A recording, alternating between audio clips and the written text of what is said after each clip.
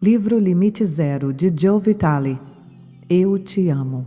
Nada que seja perfeito, completo e certo para você pode lhe ser negado quando você é o seu eu em primeiro lugar. Ao ser o seu eu em primeiro lugar, você automaticamente experimenta a perfeição sob a forma de pensamentos, palavras, realizações e ações divinos. Ao permitir que os seus pensamentos tóxicos venham em primeiro lugar, você automaticamente experimenta a imperfeição sob a forma de doença, confusão, ressentimentos, depressão, reprovação e pobreza. Dr. Ihaleakala Rulen. Absorvi a mensagem do Dr. Rulen o melhor que eu pude. Havia muito mais coisas que eu queria e precisava aprender. Sempre fui competente em ser uma esponja e captar as ideias, simplesmente me permitindo ficar aberto a elas. Enquanto eu estava sentando nesse primeiro evento, comecei a achar que a minha única função na vida era dizer "eu te amo" para qualquer coisa que surgisse no meu caminho, quer eu o considerasse boa ou má. Quanto mais eu conseguisse dissolver os programas limitantes que eu via ou sentia, mais eu poderia alcançar o estado de limite zero e levar a paz para o planeta por meu intermédio. Mark teve um pouco mais de dificuldade em entender a mensagem do seminário. Ficou insistindo em colocar tudo em um contexto lógico. Estava ficando claro para mim que a mente não tem nenhuma ideia do que está acontecendo, de modo que tentar encontrar uma explicação lógica era por si só uma receita para o fracasso. O Dr. Rulen enfatizou repetidamente que existem 15 informações disponíveis para a mente consciente, mais 15 milhões que estão acontecendo em qualquer momento escolhido. Não temos a menor chance de compreender todos os elementos que estão em ação em nossa vida. Temos que entregar os pontos. Precisamos confiar. Admito que grande parte disso parecia sem sentido. Em um determinado momento do evento, um homem disse que viu um portal aberto em uma parede e pessoas mortas flutuando através dele. Você sabe por que está vendo isso? Perguntou o Dr. Rulen. Porque tínhamos falado a respeito de espíritos mais cedo, disse alguém. Exatamente, reconheceu o Dr. Rulen. Você os atraiu ao falar a respeito deles. Você não tem necessidade de examinar outros mundos. Você tem bastante o que fazer ficando neste mundo, neste momento. Eu não vi nenhum fantasma. Eu não sabia o que pensar a respeito daqueles que os viram. Gostei do filme O Sexto Sentido, mas só como filme. Eu não queria que espíritos aparecessem e falassem comigo. No entanto, isso aparentemente é normal para o Dr. Rulen. Ele contou a história de que ouvia as descargas dos vasos sanitários serem puxadas à meia-noite, sozinhas, quando trabalhava no hospital psiquiátrico. O lugar estava repleto de espíritos, disse ele. Muitos pacientes tinham morrido na ala nos anos anteriores, mas não sabiam que estavam mortos. Eles ainda estavam lá. Ainda estavam lá usando o banheiro? Aparentemente, este era o caso. Mas como se isso não fosse estranho o suficiente, o Dr. Rulen prosseguiu explicando que, se um dia falarmos com alguém e percebermos que os olhos da pessoa estão quase inteiramente brancos, com uma película turva ao redor das bordas, ela está possuída. Nem mesmo tentem falar com ela, recomendou o Dr. Rulen. Em vez disso, apenas purifiquem a si mesmos e esperem que a sua limpeza remova a escuridão assumindo o controle da pessoa. Sou um cara de mente aberta, mas essa conversa de espíritos, almas possuídas e fantasmas que usam banheiros à noite era um pouco demais até mesmo para mim. Ainda assim, não desisti. Eu queria conhecer os segredos supremos da cura para poder ajudar a mim mesmo e os outros a alcançar a riqueza, a saúde e a felicidade. Nunca imaginei que eu teria que andar pelo mundo invisível e entrar numa zona limítrofe para fazer isso. Em outro momento do evento, estávamos deitados no chão, fazendo exercícios para tornar disponível a energia do nosso corpo. O Dr. Rulen me chamou. Quando olho para essa pessoa, vejo toda a fome do Sri Lanka, me disse ele. Olhei para ela, mas apenas vi uma mulher se alongando no tapete. Temos muito a purificar, declarou o Dr. Rulen. Apesar da minha confusão, fiz o melhor que pude para praticar o que eu entendia. A coisa mais fácil a fazer era simplesmente dizer eu te amo o tempo todo. Então foi o que eu fiz. Quando fui ao banheiro certa noite, senti o início de uma infecção urinária. Eu disse eu te amo para o divino enquanto sentia a infecção. Logo me esqueci dela e de manhã ela tinha desaparecido.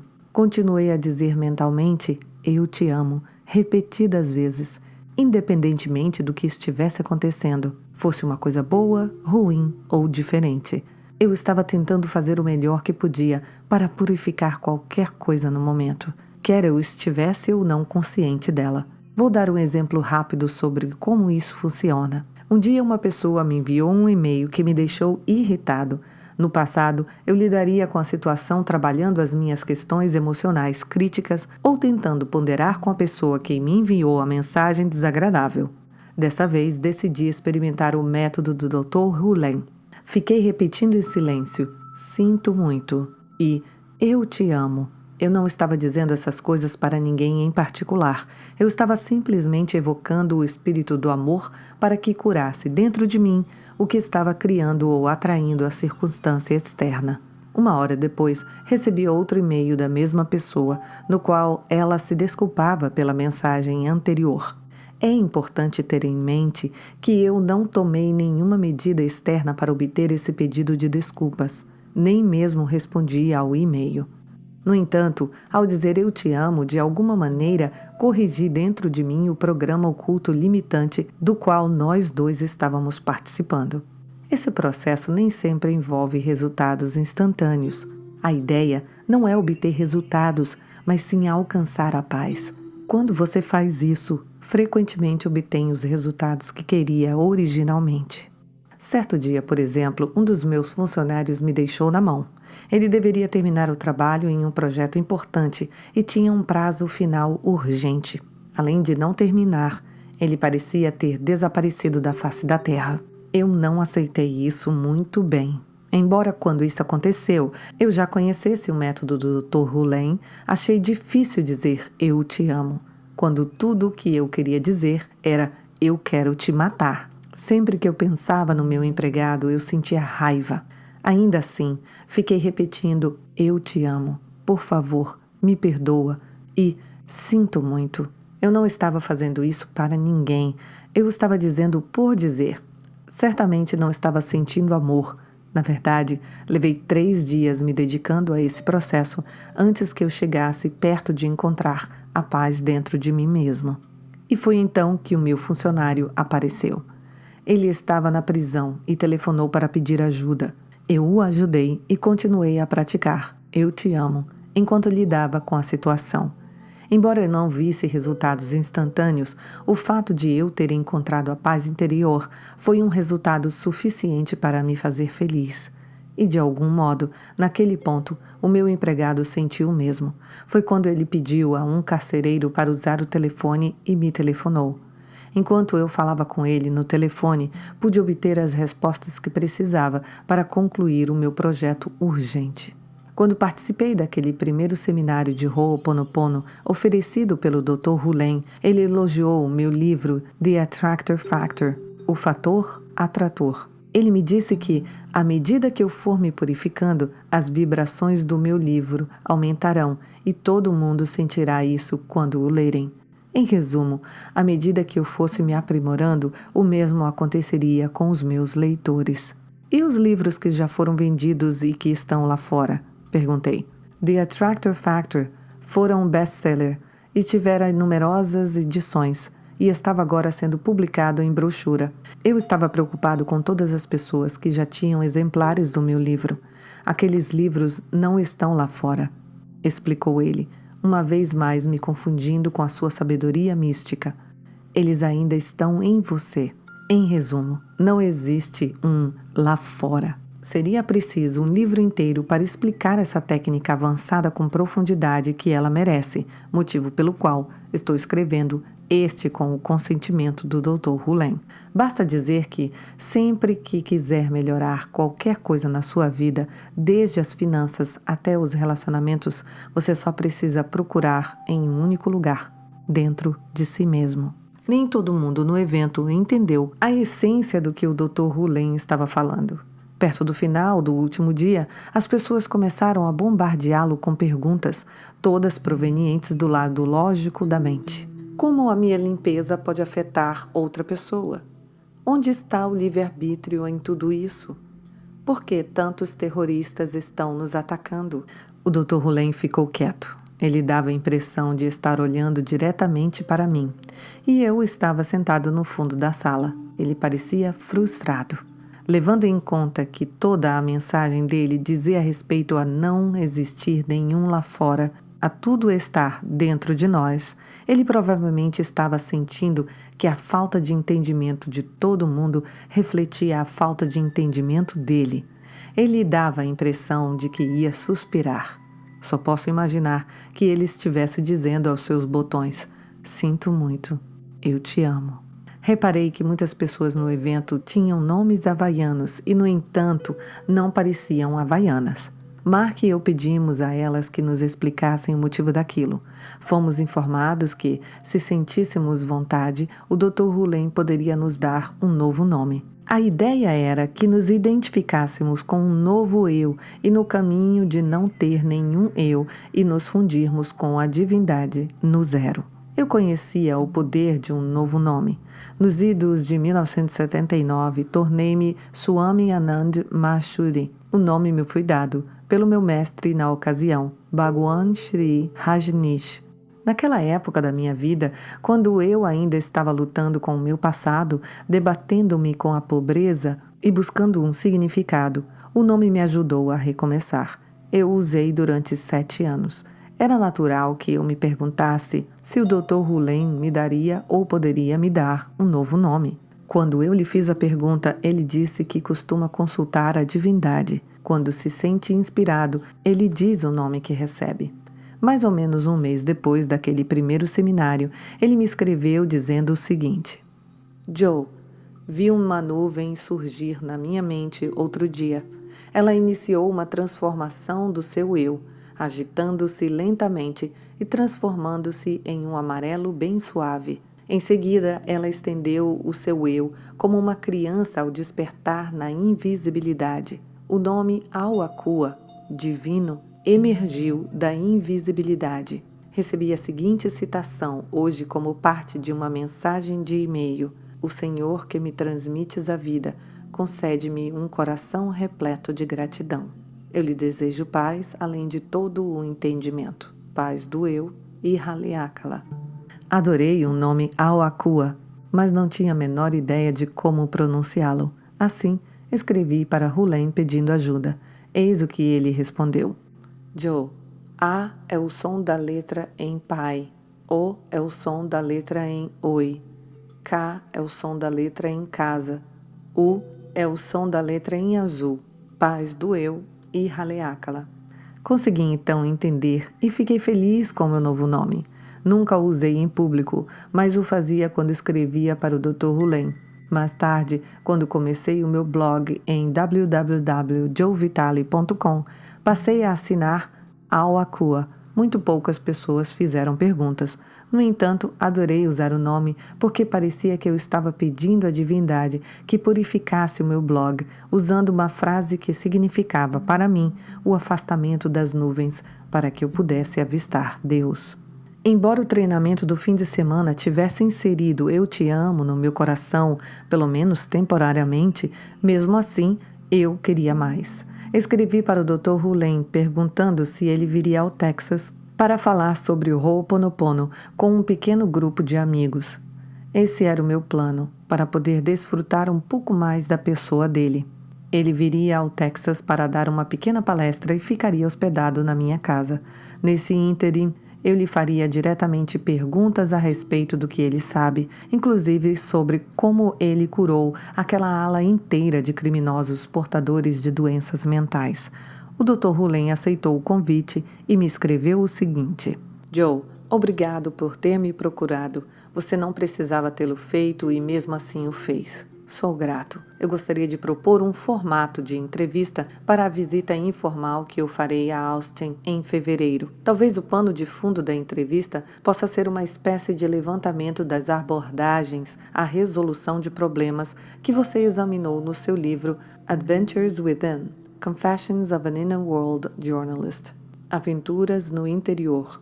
Confissões de um jornalista do mundo interior.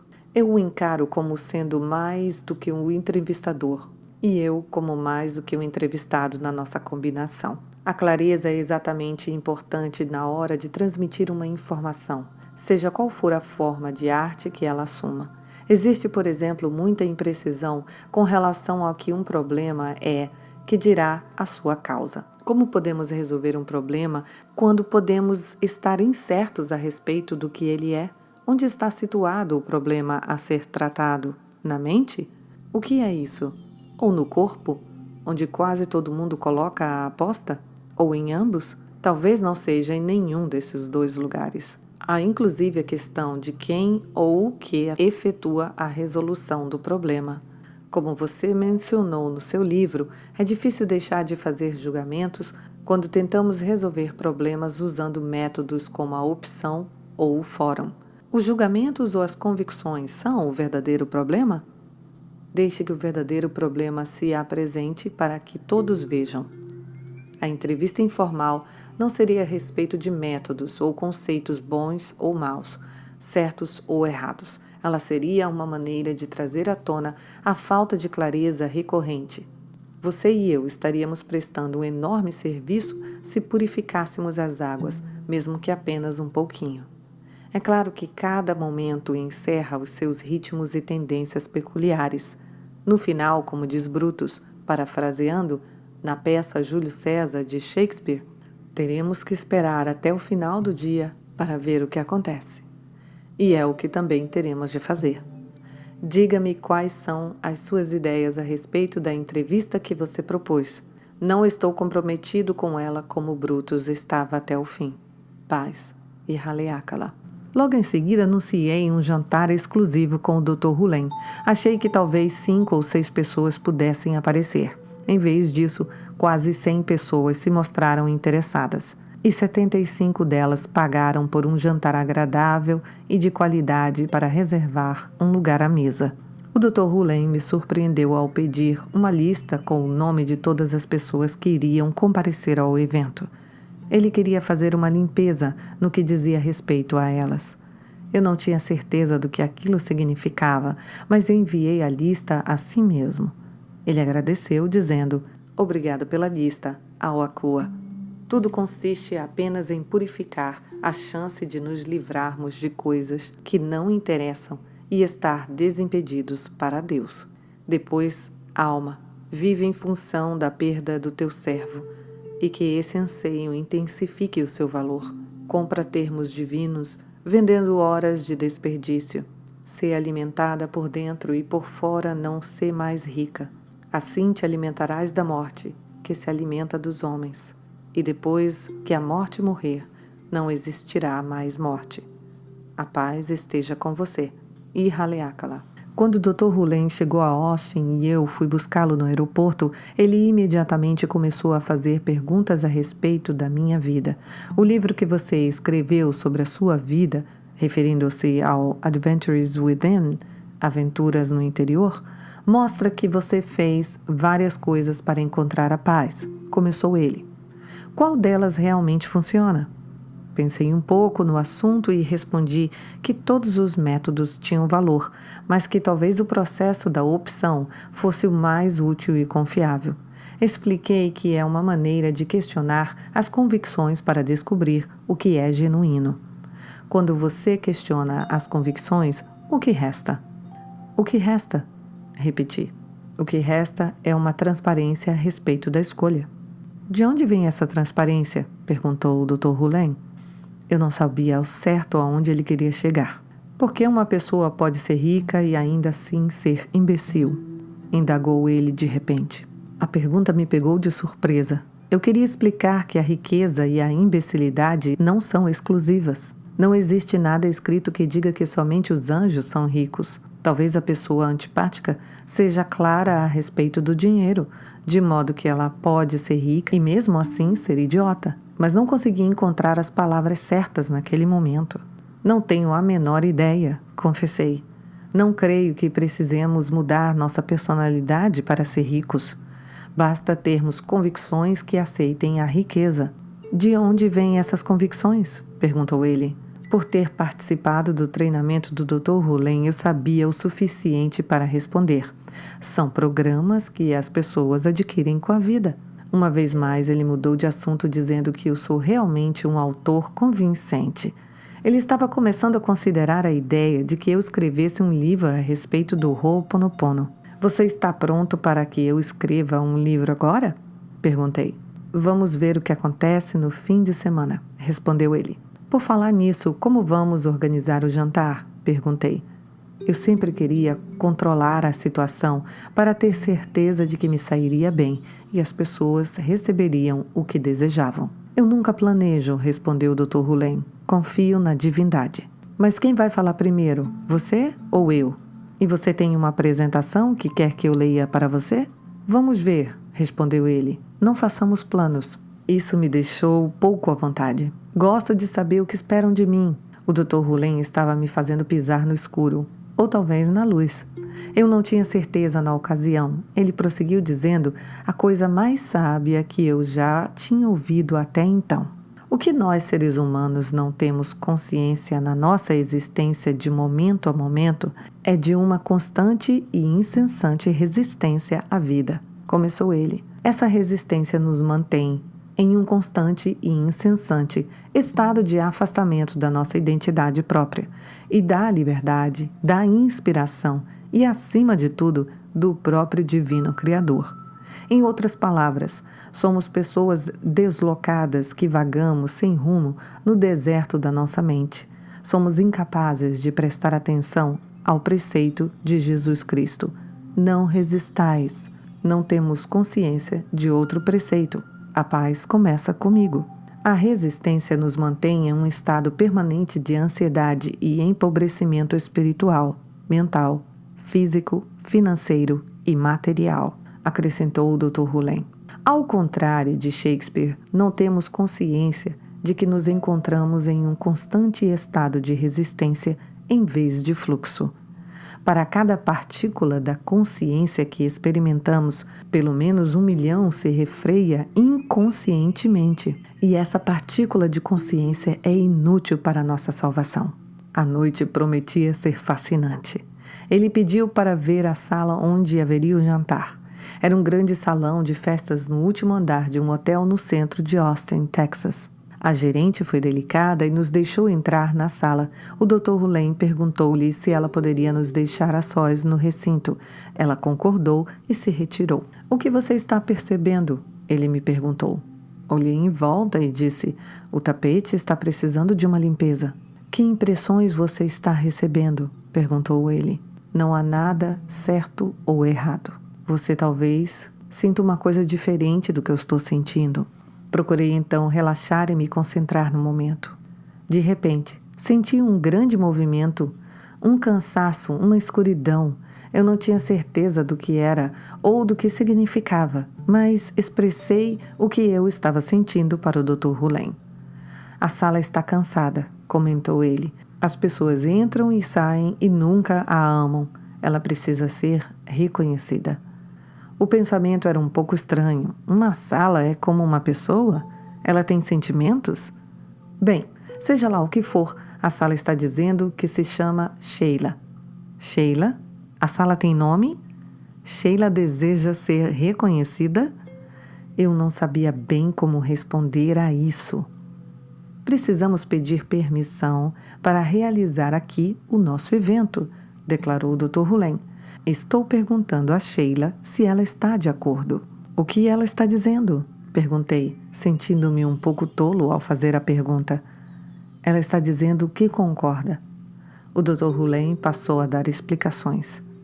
Certa vez, eu estava conversando com as cadeiras de um auditório enquanto me preparava para uma palestra e perguntei a elas, deixei escapar alguém? Alguém tem um problema que eu precise resolver? Uma das cadeiras respondeu: um cara que estava com problemas financeiros ficou sentado em mim durante um seminário anterior e agora estou sentindo simplesmente exausta. Assim fiz uma limpeza em relação àquele problema e pude ver a cadeira se endireitando. Em seguida, ouvi o seguinte: ok, estou pronta para lidar com a próxima pessoa. O Dr. Rulen agora estava falando com as cadeiras. De alguma maneira, eu deixei a minha mente aberta a ouvir mais a respeito desse processo em comum.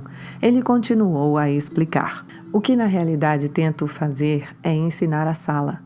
Eu digo a ela a todas as coisas que ela contém. Vocês querem aprender a fazer Ho'oponopono? Afinal de contas, vou partir em breve. Não seria bom se vocês pudessem realizar esses trabalhos sozinhas? Algumas dizem que sim.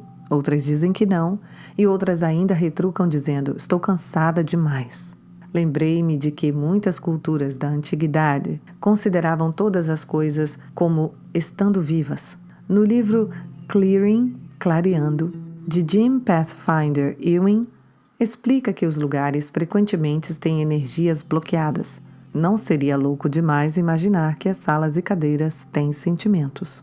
Era sem dúvida uma ideia que expandia a mente. Se a física estiver certa no que afirma, ou seja, que tudo que percebemos como sólido é formado apenas por energia, então falar com salas e cadeiras talvez possa ser uma maneira de reorganizar essa energia em uma forma nova e mais harmoniosa.